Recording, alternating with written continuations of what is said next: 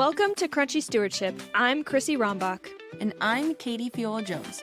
We're cousins on a mission to honor God by stewarding our health spiritually, mentally, and physically. From ancestral nutrition and natural remedies to biblical finance and holistic health, we are digging deep into how God intended us to live. So grab yourself a raw milk latte and join us as we unpack the ins and outs of Crunchy Stewardship. Hey everyone, welcome back to Crunchy Stewardship. It is Chrissy and Katie here, just talking about all things crunchy and how we can best steward our lives with the gifts that God has already given us. So, Katie, to start off our episode today, would you like to share your random revelation? Yes. My random revelation today actually is super random. It's not necessarily anything crunchy, but it's actually a revelation that I had about the Bible. And my friend shared with me the other day, she sent me a video message, which is not the norm, but she sent a video explaining how she had realized this recently. And then it blew me away. And it's probably going to be something that you all somewhat kind of know, but also maybe don't, like me. So if you go to the book of Genesis and the creation account and look at all the things that God created, He creates light on a different day than He actually creates the sun and the moon to govern the light, which is really interesting because if the sun and moon did not exist before there was light, it's kind of like that question of like, what was the light? And obviously the light was God Himself shining onto the world. Or I guess maybe not obviously, but probably was just God and His light. And I don't know, for some reason that was like so earth-shattering to me because I've read the creation account like hundreds of times. I feel like so many times throughout the year it is mentioned, and just you go through all the days of creation and what was created. But she sent me that video explaining this, and I had to go back and open my Bible to be like, wait a minute, really? And sure enough, yeah, God creates light. Like He says, let there be light first. And then it's like a few days later. What day is it specifically? I want to say day 3 is the sun and moon. Maybe. Yeah, so it's like later. So it's not even like next He does the sun and moon. It's like He thinks about it after that, in a sense, and is like, okay, now we're going to create the sun and the moon, and then there's going to be night and day. And so it's just really interesting to think about there just being light. So Wait, I don't know. You think about wild. Like going to heaven, right? Okay, thank you. I'm so glad that is like a revelation to you too, because again, like Yeah. I'm in church all the time. I've read this story literally hundreds of times, and it just never dawned on me. So I thought it was really cool, and I had to share it.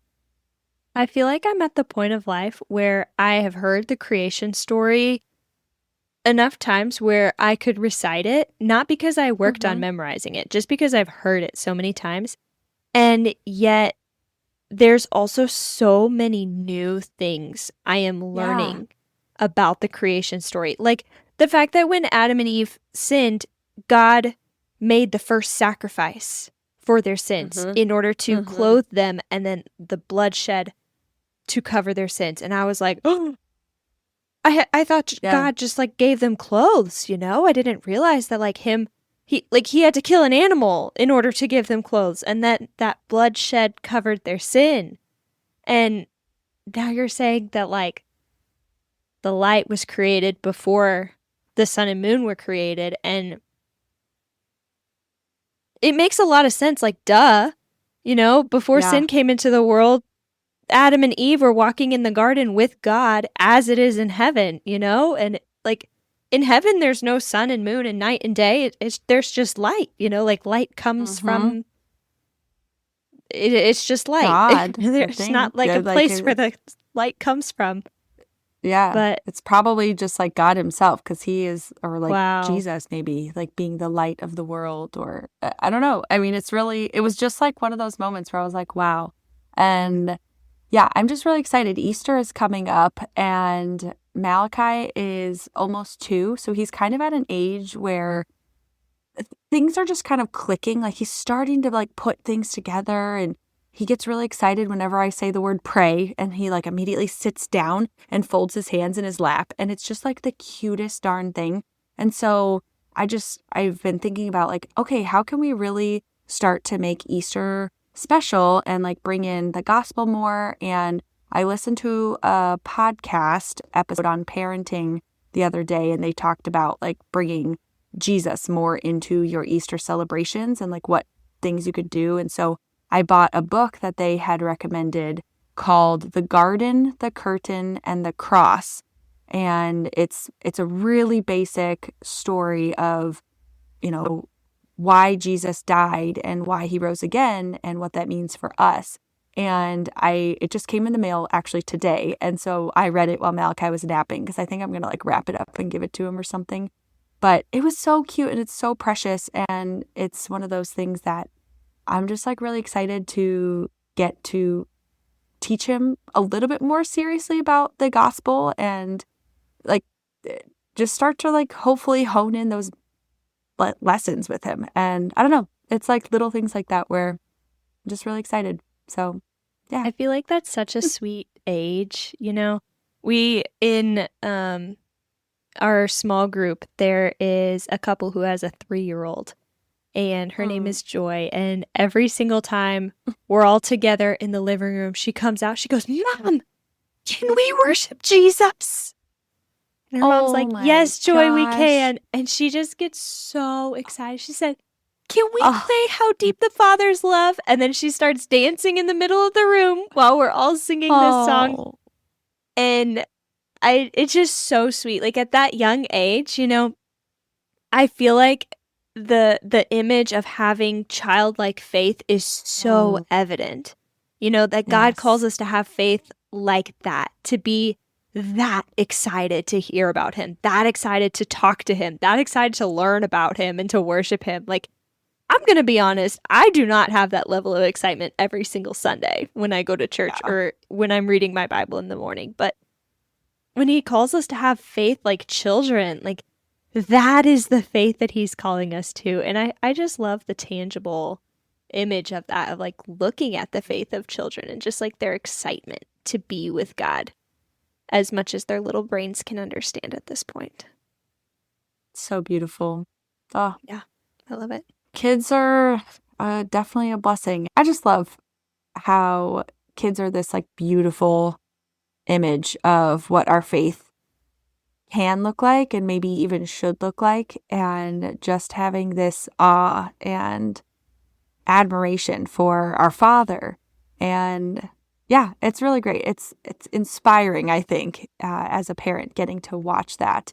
And yeah, kids are definitely a very special kind of blessing in many ways. I think for me, one of the biggest blessings, I will call it, is just the recognition of how selfish I am as a human being. When you become a parent, it just really wrecks you to understand your own selfishness, which I would say is a blessing in the sense that you can see that there is some refinement that is needed and sanctification needs to happen and correction and guidance. And so it's a blessing in that sense of just being like, wow, I just never realized that. Like I always thought like, oh, I'm really selfless. I don't think about myself that much. But then when you become a parent, you just have to empty yourself out. You have to be selfless because you can't not think about your children. You have to always be thinking of this other person now that depends on you. And then you just kind of realize like, oh, I was very selfish before because I didn't really have to empty myself out in that way. And so, yeah, children are definitely an interesting blessing in that sense, but also obviously in just the joy that they bring and pointing to how we can have like an awe-inspired faith. So that brings us into our topic today, which isn't necessarily children, but it is fertility specifically. And obviously, children are the fruit of our fertility. So, hence, here we are at the segue to our topic today, which is fertility. And today, actually, we are going to look at it from a sort of personal angle to start with. So we're actually going to kick off a fertility series here in the next several episodes. We are going to start today with a personal fertility journey from Chrissy and myself. And then, if you are someone who is trying to start a family yourself or wanting to understand how fertility works, we're going to talk more about how to track your own fertility. We're going to go into the specifics of female and male fertility in our next episodes, actually. And this whole series can be really helpful for any woman at any stage of life, whether you are married and trying to start a family, or you're going to be soon, or you're dating someone, or you're engaged, or maybe even if you're single. This topic really is important for all of us because fertility really does say a lot about our own health. And whether you are trying to start a family now or want to in the future, having this information ahead of time can actually be really important. So that way you can prepare yourself for being pregnant one day, or hopefully being pregnant one day. So yeah, we're going to kick off this series and do a handful of different episodes on actual fertility for both male and female, and then go into how to improve and increase your own fertility one day. Especially because right now we are kind of in a fertility crisis. Birth rates have been declining steadily, and we'll talk about that in a future episode. And yeah, we want to make ourselves healthier and prepare our bodies to house a baby and to grow a baby and to have babies one day. And so, yeah, anyway, I don't know where I'm going with all of this, but today we are going to look at our own fertility journeys. Obviously, Chrissy and I don't pretend to even be experts in any of these things. We just happen to enjoy learning tons and tons and tons of things so we could share with you guys. And that's really why we started this podcast, right, Chrissy? We just have lots that we love sharing and getting to help people with. So anyway, do you want to kick us off with your own journey, or would you like me to, or where would you like to go with this? I can kick us off. Cool. So if anyone has been listening to our podcast for a while, you would know by this point that I am currently on my fertility journey. I do not have any children yet. I have spiritual children, so I'll take that. But no actual physical children yet. And so let's see. Max and I started trying to get pregnant almost 1.5 years ago.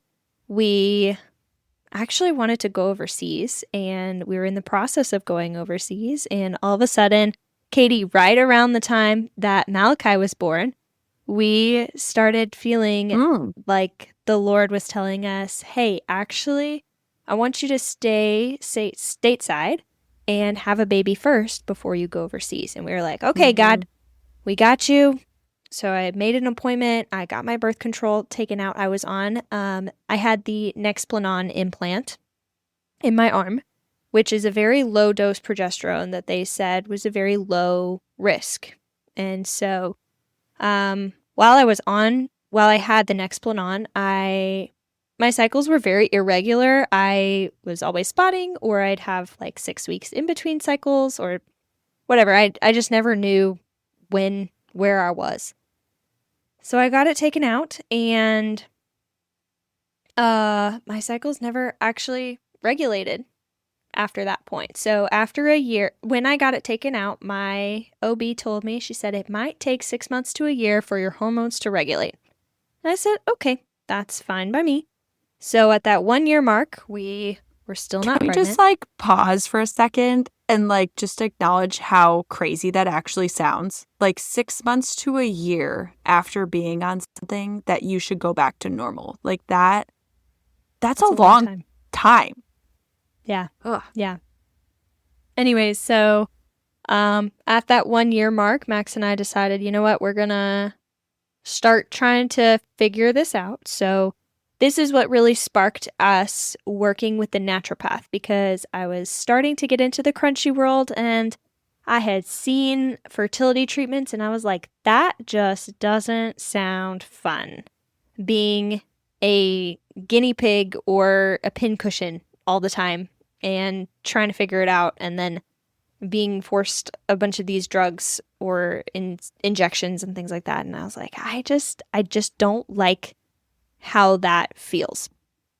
And so we started working with the fertility doctor, or not the fertility doctor, goodness gracious. We started working with a naturopath, and we told them we came in wanting to get pregnant, and they were like, great, so we're going to fix all these other problems too. And naturally, by fixing insulin resistance and gut health and energy levels and fatigue and sleep, your hormone levels will then regulate and get back on track. And I was like, sweet, sounds awesome. So it's been a 6-month journey with the naturopath. We started off, we decreased our diets down to just meat and vegetables. My noted organic vegetables and grass-fed, high-quality, pasture-raised meat. And then we slowly but surely started adding foods back in. Through this process, they did draw labs. They drew 40 biomarkers but when we started. And then the same 40 biomarkers about 3 months in. And then they also tested over 180 food sensitivities. So we were able to see which foods are probably causing more inflammation in our bodies. And those foods specifically we stayed away from for longer. And then the foods that were not causing as much inflammation in our bodies, we were able to add back sooner. And I just have to say, like, I didn't know I had insulin resistance, but I did. I didn't know that my testosterone was really high, but I did. And Max's testosterone was really low. And so it was really eye-opening to see, okay, so there are issues with my metabolism and things that are causing potentially hormone disruptions. So then about 2 months ago, I decided, you know what, I'm going to get my estrogen and progesterone checked also, just to see where those are at.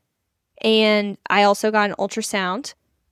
And with all of those, my OB came to the conclusion that I probably have a condition called PCOS, which is polycystic ovarian syndrome, which essentially means that the ovaries try to secrete, well, actually, what it really means is that estrogen levels are too high, progesterone levels are too low. And so with that, the ovaries are always thinking that it might be almost time to ovulate, but never quite get that surge in follicle stimulating hormone. And so never get the signal to fully ovulate. And so they create a bunch of immature eggs, and it shows up on an ultrasound as multiple follicles, or quote unquote cysts, which is where the name polycystic ovarian syndrome comes into. And so, in the past, PCOS has been an infertility sentence. Nowadays, we know that it's not. And so through that, I've been working really hard, keeping my diet down, doing a lot of research specifically in terms of PCOS. So some things that are very common with that is insulin resistance, which I had, high testosterone, which I had, a tendency to gain muscle very quickly, which has happened to me since I was in high school, and no one ever believed me, but I see it in myself. What else is it? Tiredness, acne, so specifically hormonal acne around the jawline is a common symptom of PCOS, which I have that too. And so I have most recently been using a supplement. It's called maca root. And praise God that the Lord created herbs to regulate our hormones. How beautiful is that? And so maca is an herb that it's like a root that's grown, and they turned it into supplement form. And so I've been taking that, and I have to say I already felt really great after fixing my diet, but now taking that, I have so much more energy. And I've been tracking my actually I got a new fertility tracker. We'll talk about it later. but it tracks Ooh. multiple hormones all at once. And so I've been tracking my hormone levels also with that while taking the maca root. And I have to say, I'm about 2 weeks in taking the maca, and my hormones have already improved significantly from last month. So it's a beautiful thing. God is at work. I am still fully confident that he will give us a baby, whether it be our own or through adoption or some other method. But yeah, that's where we're at, still on the journey. And I do want to say, so for me from what I had always learned about PCOS was that typically those who have it are also overweight. And Chrissy is obviously, we've kind of talked about this. If you've never seen her, I will let you know. Chrissy is not overweight. She's very, very average. And I wouldn't even say average. I would say like you're a nice slender size. And that is something that is intriguing to me. PCOS was kind of mentioned in my own fertility journey, but it was something that my doctor kind of just like wrote off. She just kind of like was like, no, you likely don't have it because you're not overweight. And typically it's those who are overweight that have PCOS. And so it's one of those like things that I always question. Like, I wonder if that was something that I was kind of struggling with, or if that is partly the reason why I wasn't able to get pregnant very quickly. But my doctor just like stopped looking into it further and just was like, nope, you're totally fine. But yeah, I mean, similar to you, Chrissy, I was on birth control interestingly enough, I think you were on birth control earlier in your life as well too, right? I was, yeah. I started on birth control when I was 12 years old for acne. Went off of it for about 8-ish months before Max and I got married, and then got the Nexplanon implant when Max and I got married. So I think a total of about 10 years on birth control, maybe 12, 10 to 12, something like that. Yeah. It's really wild, like thinking about that and how normalized it is, because I think you and I, after talking, have discussed that if we had really known what we know now, we wouldn't have chosen to do that. But it also wasn't technically either of our choices, really, when it happened. It was more our mother's choices when we were both put on birth control, because I was also basically put on birth control. How old was I? I was probably around 16, maybe 17. I'm trying to remember. So my mom asked me if I could go on birth control when I was seriously dating a guy in high school at the time. And even though I had told her numerous times, like, Mom, that's not happening. We're not having sex. I don't want to have sex until I'm married. And I had told her that tons and tons of times. But she was like, it would just make me feel better and make me like I would just sleep better at night.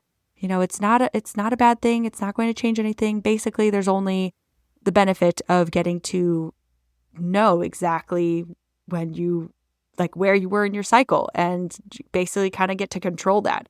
So I just saw it as a benefit, and I messed around with it probably too much for my body's liking, because if I knew I had a vacation certain times, I would make sure that I wouldn't be getting my period like while I was on vacation, and, you know, things like that. So I would like shift around when I was using my birth control and just totally mess around with my cycle. And I'm sure that my body hated me for that. I was probably on it then for about 2 years. So my boyfriend and I had been dating. Well, actually, no, it was much longer than that, because we had dated for about 4 years. I had stopped using birth control at some point towards the end of our relationship. Honestly, the only reason I did was I was in college and I hated going to Walgreens to pick up my prescription every month or whatever, whenever, you know, I was picking it up. And it was just such a hassle. And again, like, I wasn't having sex, so it wasn't it wasn't like I needed it. It was just something that was kind of nice because I could control my own cycle and I enjoyed that. But then I just hated needing to go to Walgreens because it wasn't super close to our campus. And that's why I stopped, and which is so silly. And then after that, just like you, my cycle was not regular for a while. And then altogether, I just like stopped having periods completely. And that was probably my sophomore and junior year it would have been around that time because that's when I was living with you at a certain point, which I don't know if we've ever mentioned that. I think maybe we have a couple times on the podcast. A little bit, yes. Katie was my built-in big sister for one semester while she was in college.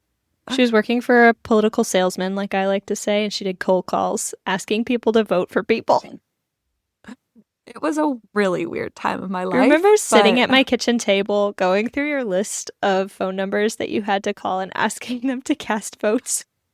Yep. Oh, yeah. Yeah. It was a really weird time. And I made good money, which was great. And the benefit was that I got to live with you guys for a while. And I enjoyed that. And it was just super weird. But it was like around that time that I basically like stopped having periods altogether. And I don't know. So a really weird part of my fertility journey actually kind of like, in a sense, started when I was younger. You know, when you like write these stories like in middle school, like creative stories, just like you're given like these random prompts of like, write a creative story about yourself or about just whatever. Well, my mom found one of my stories that I had written when I was in middle school at some point. I think it was like 2006. I would have been in like 6th grade. I had literally written a story about myself when I was married in the future. And the story about myself was that I was struggling to get pregnant and I was having a conversation with my husband about adoption or about surrogacy and all these things, which is so weird to me because I don't feel like I knew much about those things. So I was like, why was I writing about that stuff? But it is so weird even now, like thinking about how it kind of happened in a way. And it's almost like the Lord was preparing your heart from a young age to make you prepared to fight this battle once you got older. Yeah. So at some point during that journey of then like not having a period, I remember going on vacation with my sister and my mom, or I was with my whole family. My dad was there too, but my sister, my mom, and I were in a sauna or something, and the three of us were chilling there. And I don't know, it's just, you feel like you open up in weird spaces like that. And I remember telling them that I just felt like for some reason I was not going to have kids of my own one day. Like, I don't even know why we were talking about it, but I opened up about it. And then I mentioned that I hadn't had a period in a long time. And so my mom was like, you really should probably go see the doctor about that. So I did. And they put me on some medication. And it was some hormone stimulating thing that was supposed to just like jumpstart your body. And then all of a sudden you should like have cycles regularly again. And it did. Whatever, I honestly don't even remember what it was. I just kind of was one of those people who was like, whatever the doctor says, I'm sure it's fine. And so I don't remember the name of any of the birth controls I was ever on. I don't remember the name of that drug. I just kind of took it because they told me that it would do what I wanted it to do. And so that happened. And then I started dating Wes and we got married, obviously. And preparing for marriage, I just knew like, oh, well, now I'm going to start having sex and I don't want babies right away. So I jumped on birth control and again, couldn't tell you what I was on or anything. And I was on that for about 2 years. And then we decided that we wanted to try to start our family. So I got off of it. I was told that my like system and my hormones should regulate after about a month or two. And so I just had this like very wistful thinking of like, oh, I'm going to get off and then I'll basically get pregnant this summer once things regulate and all this stuff. Because this is COVID time. So we originally we're going to wait until later, but then COVID happened and we were hanging around the house and we're like, oh, let's start trying now kind of a thing. And so it was like February of 2020 that we're like, I'm going to get off birth control. And then, in a couple months, it'll be regular and maybe it'll take us a couple months. And so maybe by the summer, I'll be pregnant. And that very much didn't happen. And I remember talking to my doctor early on when I was going to get off birth control. And I told her like, yeah, is there anything I need to know about just fertility and getting pregnant? And she's like, nope, just get off your birth control. And if you're not pregnant in a year from now, come and see me. That's literally the advice I was given by my OBGYN at the time. And I got the same advice was, if you're not pregnant within a year, come back. And I was like, well, I'll be back for my annual. So exactly. Well, and it's wild because there is so much advice that we can be giving young women and even young men, like early, to prepare your bodies for having a baby, because so much needs to happen. You are literally like this machine that needs to be oiled and maintenanced and taken care of and needs to be given the proper fuel. Like, things can go wrong pretty easily, which is crazy that doctors aren't saying anything more than just like, you're fine, you're young, you're healthy, you'll be fine. And then, lo and behold, a year goes past and we're not pregnant, and go to see my doctor and she's like, yeah, we can take some like tests. And so I didn't know anything. I just kind of followed along with whatever she told us to do and just got some random tests. Most of the things that she tested me for were all generally normal in the ranges that they test for. And so I was kind of like, patted on the back and was like, you'll be fine. Like, you're normal. It should maybe just take a little bit longer for you and whatever. So I wasn't content with that response.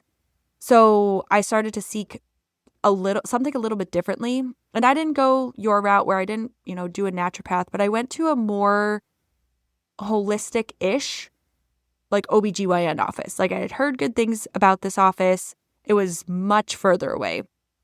And that was a pain, but it was kind of on my way to work-ish. So like commuting and everything, it was okay if I like got off work early and could go that way home and stuff.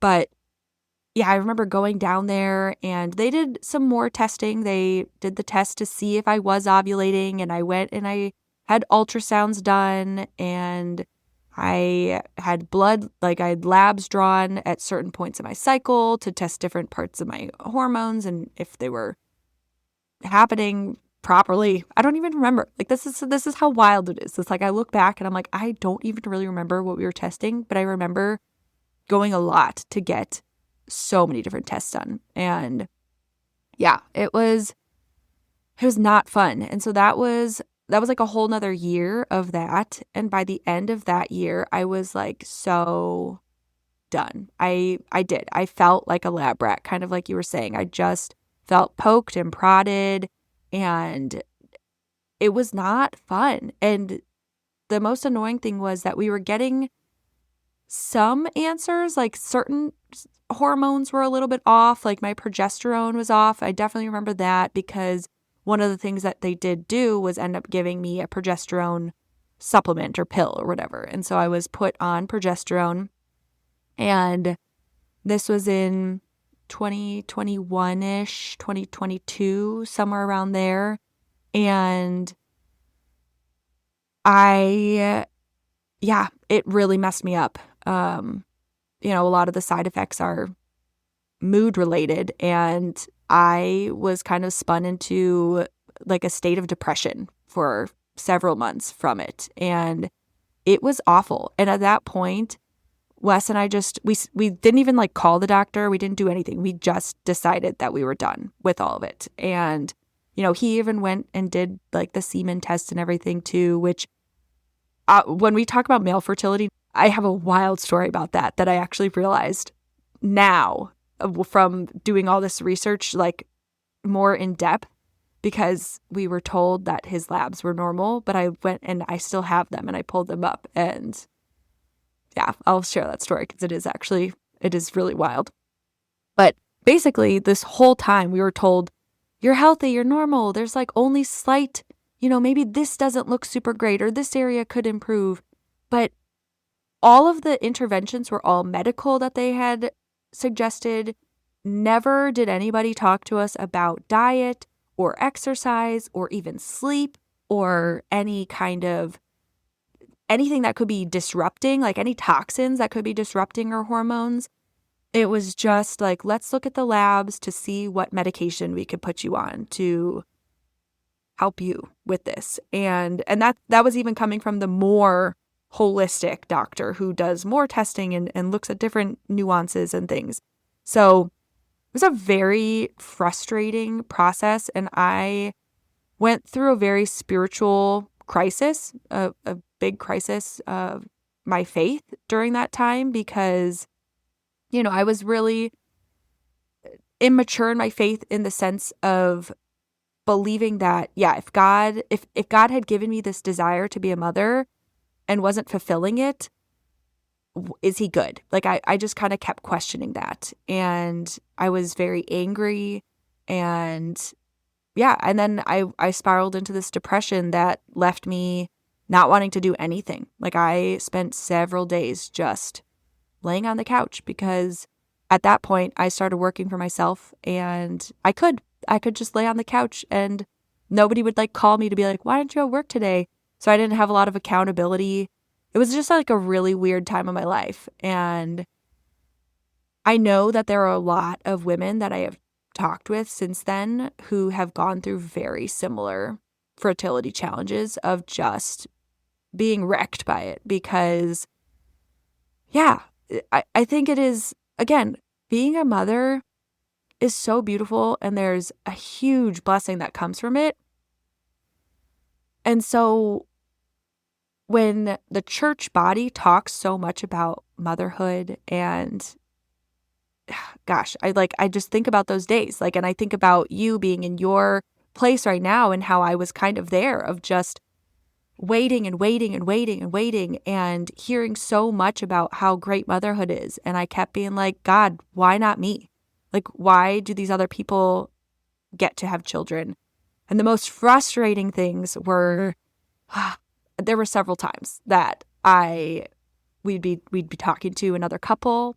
I remember talking to this really young couple. They got married, I think, before they were 21, and they came over to our house. They had just been married for 2 months, and they came over. We had them over for dinner. We were just asking how their first couple months of marriage was going, and this was in the throes of my deep depression with all of this.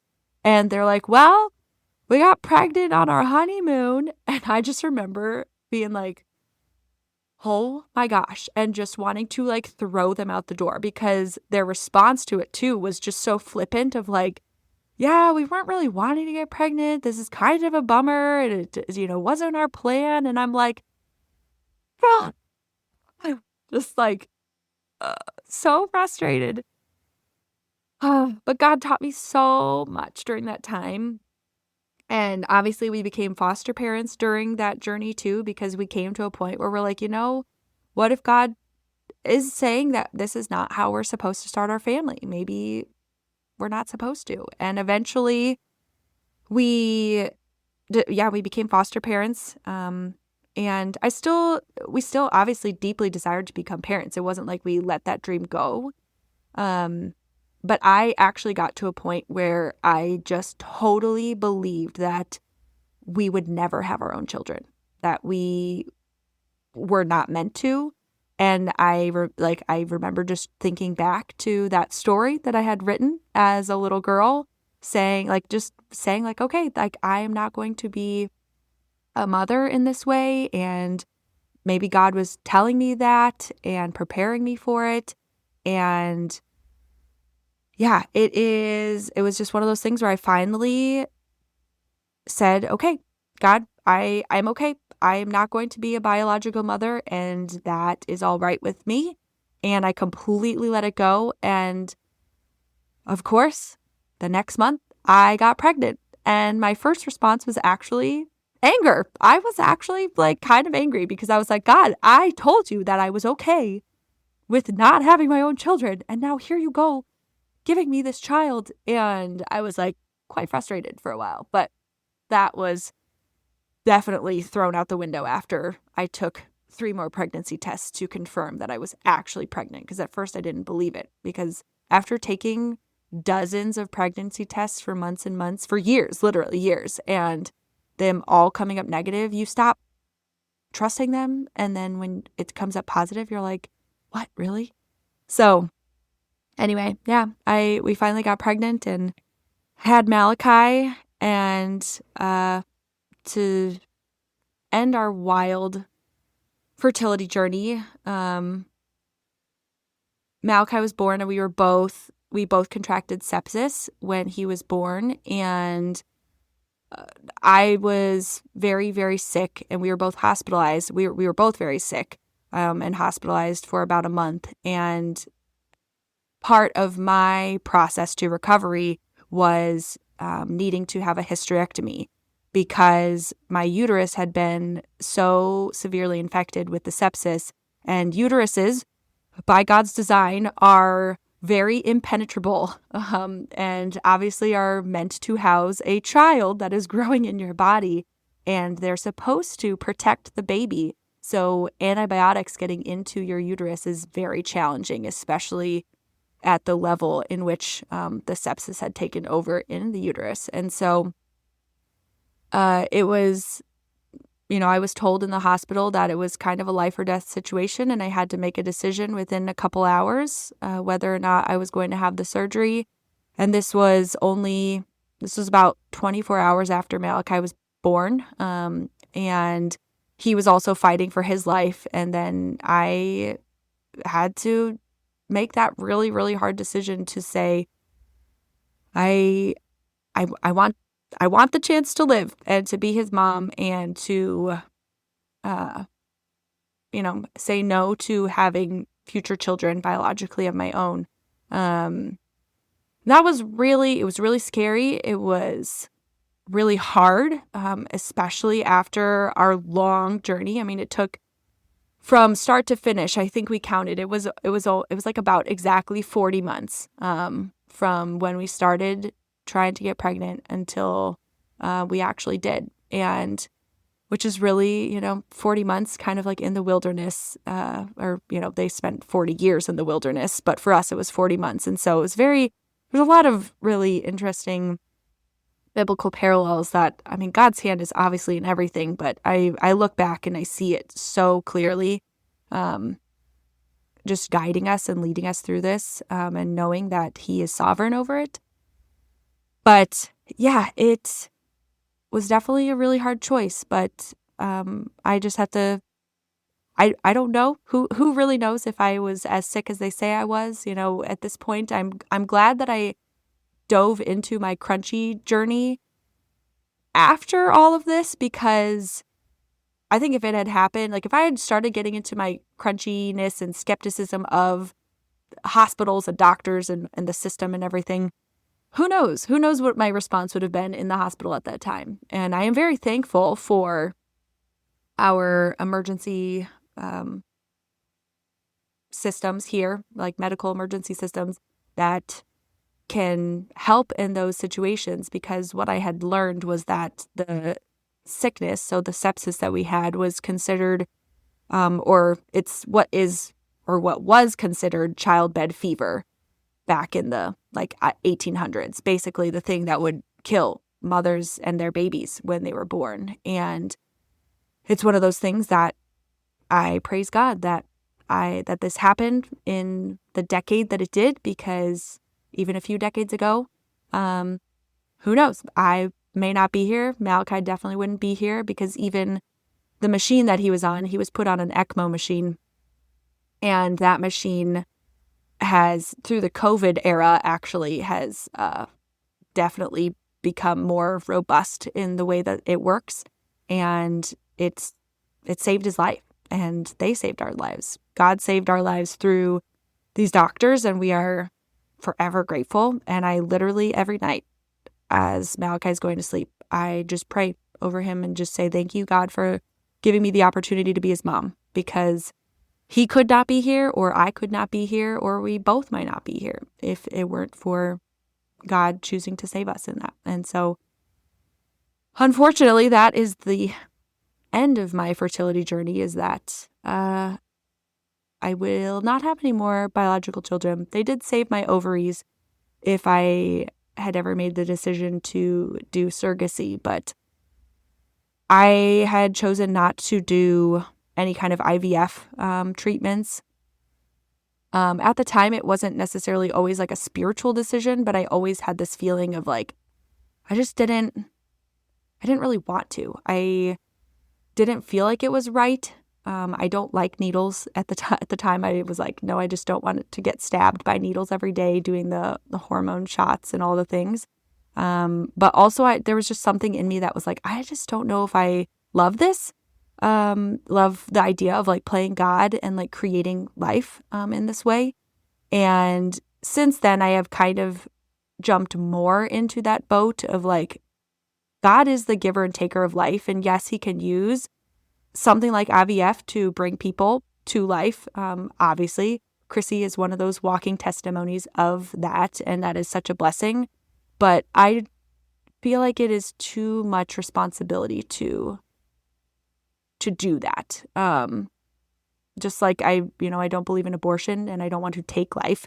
And I don't know. But I also am really thankful for IVF for other people and for, obviously for you, because I'm like, you're my cousin and I love you. And I'm so glad you're here. Yeah. Wow. I don't think I've ever actually heard your whole story just all together in a nutshell. Here I am like kind of tearing up and sniffling.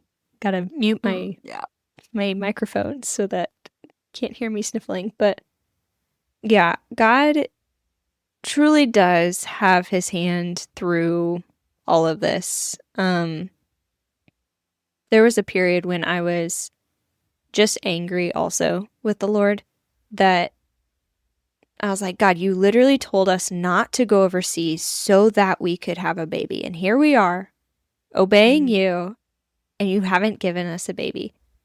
And during that time, he brought me to Luke 1, verse 37. It says, "For no word from God will ever fail." This is when God is talking to Mary and telling her, or when the angel is talking to Mary and saying that she's going to be pregnant. And he says, "For no word from God will ever fail." And then down in verse 45, it says, "Blessed is she who has believed that the Lord would fulfill his promises to her." And when I read those two verses specifically, well, the whole chapter, first off, of like God creating life, a baby out of nothing, like Mary was a virgin, God is fully capable of creating life from a virgin. And then reading those two verses, I feel like my mindset shifted from being just angry with God and confused to having the ability to wait joyfully on him.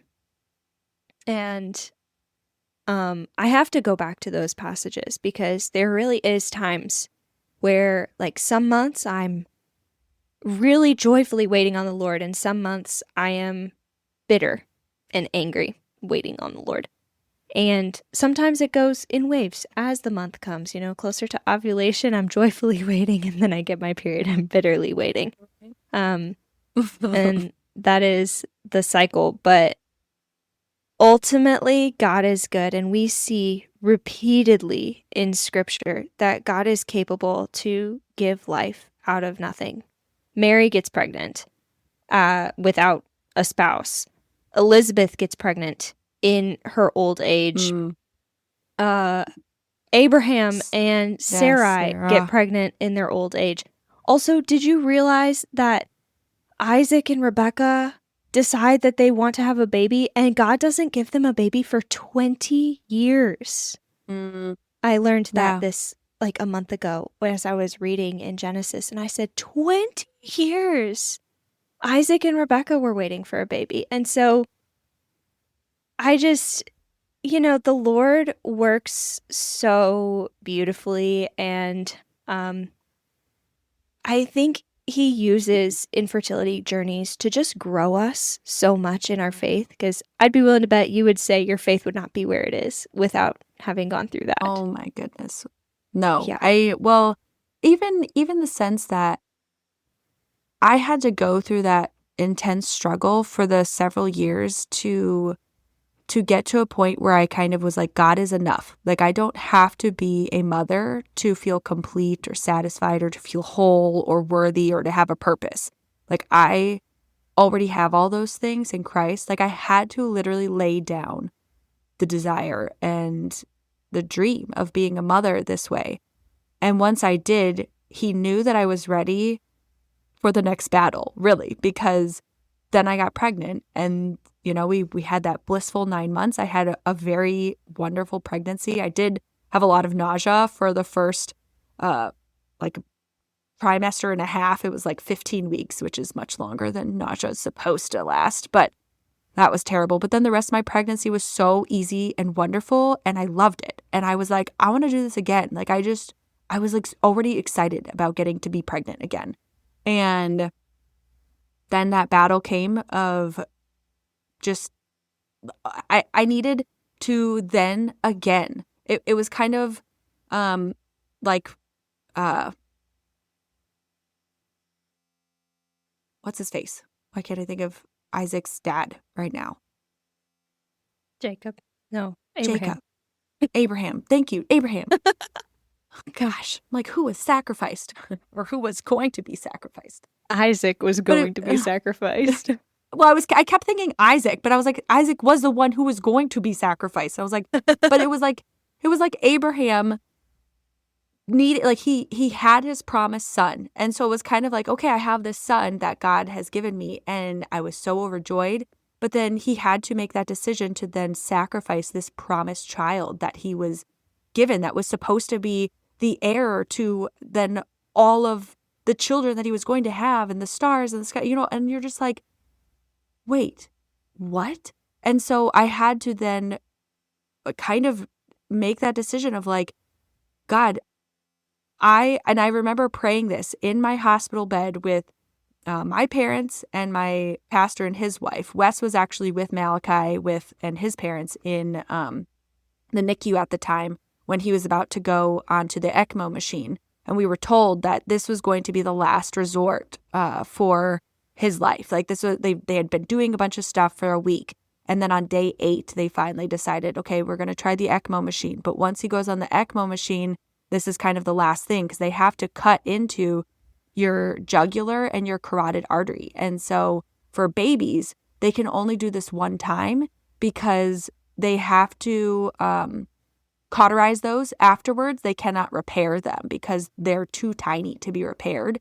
Whereas like in an adult, they could repair them versus like cauterizing them and like, which basically is just like capping them off and they're not usable anymore. And so we were told that once he's on ECMO once he actually goes, so he goes on ECMO, once he gets off of it, he can never go back on it because he doesn't have it like another set.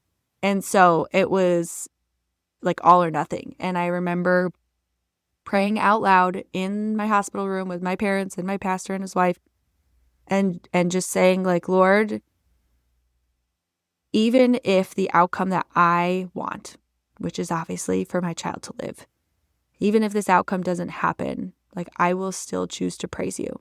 Like you are still good no matter what happens. And I give you his life. Like his life is in your hands and you get to make this decision right now. And the doctors are going to do everything they can, but you are the giver and the taker of life, and I will still praise you. And this was only a few days after I had had my own hysterectomy. So this is me praying this, knowing that I would never have the chance to have another child again. So if he didn't make it, it would have been really hard, but I still believe that God is good. And I am just so, oh my gosh, it's wild now. Like Malakai's almost 2. He's going to turn 2 next month. And he is just so awesome. Like Malakai, he's just so great. And it would have been a lot harder. Like now that I know him, I'm like, it's so much harder. So I can't even like think about like, Abraham, when he had to sacrifice Isaac, he had already had many years with him and had to then go and make that choice. So he's like, I already have this relationship.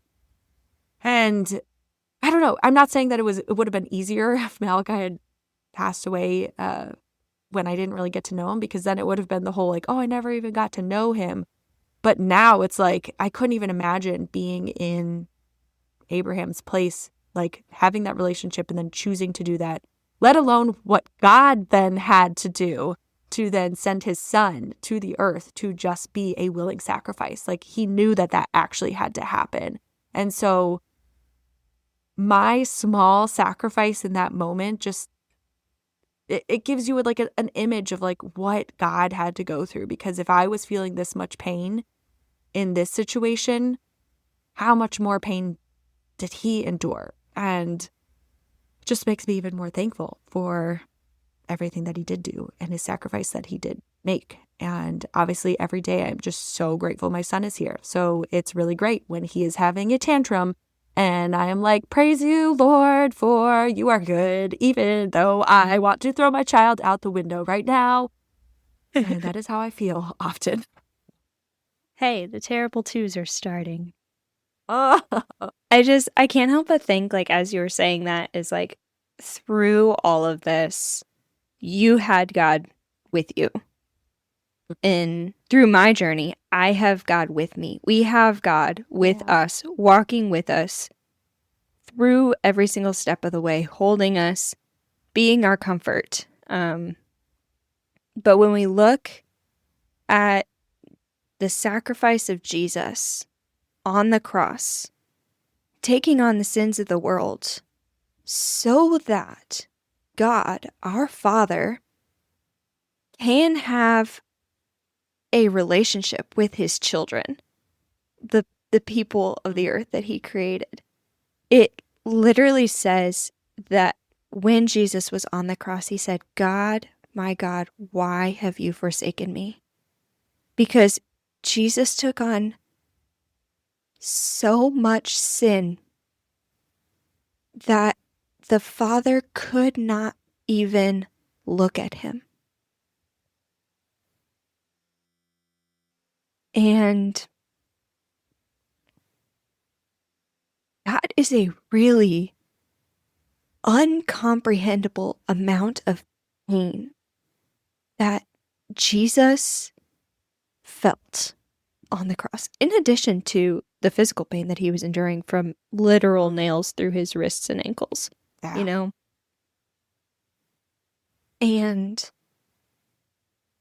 that's the sacrifice that God made for us to have a relationship with us. And I just look at the sacrifices that we make in our lives of Max and I staying stateside when we want to be overseas. And the sacrifice that you had to make of, Lord, you are the giver and taker of life. And if you must take my baby, then he's yours. And the sacrifices that our parents made in saying, God, I trust you, in sending my child off to college. You know, that's a level of loss. And like, these sacrifices are nothing compared to the sacrifice that Jesus made for us. And so I think we should just end that episode there, and maybe we can talk about the practicalities of fertility in our next episode. But yeah, just want to reflect. I want to encourage all of our listeners that as you're listening to this, take a moment and reflect on the gift that God has given you through Jesus, that while we were still sinners, while we were wretches, and we were children of wrath, as the Bible says, God sent his single, only Son to live the life that we could never live and die the death that we deserve to die, and be raised again from death to life in order to create a way for us to commune with the Lord. And he says that whoever confesses with their mouth that Jesus is Lord and believes he was raised from the dead, he will be saved. No ifs, ands, or buts about it. And so I just want to encourage you guys as our listeners, if you are listening to this and you haven't put your faith in Jesus, I want you to consider it. Seriously consider it. He tells us we don't have to clean ourselves up before we come to him. He'll clean us up once we're there. He just wants a relationship with us, and he has sacrificed everything for that relationship. And so I'd encourage you to just put your trust in him. Find a believer who you know and love, and ask them to share their story on how they came to know Jesus. And maybe Katie and I could also at some point share our testimonies of how we came to know Jesus. But Yeah. that's just what I want to leave us with today. Katie, do you have anything else to add before we end?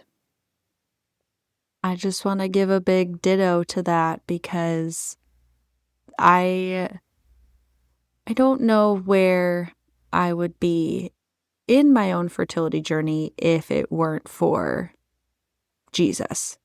And again, like I did go through that period of depression and anger and frustration. And what's really cool, like as you were saying, like God did all this for us, even in our sinful state.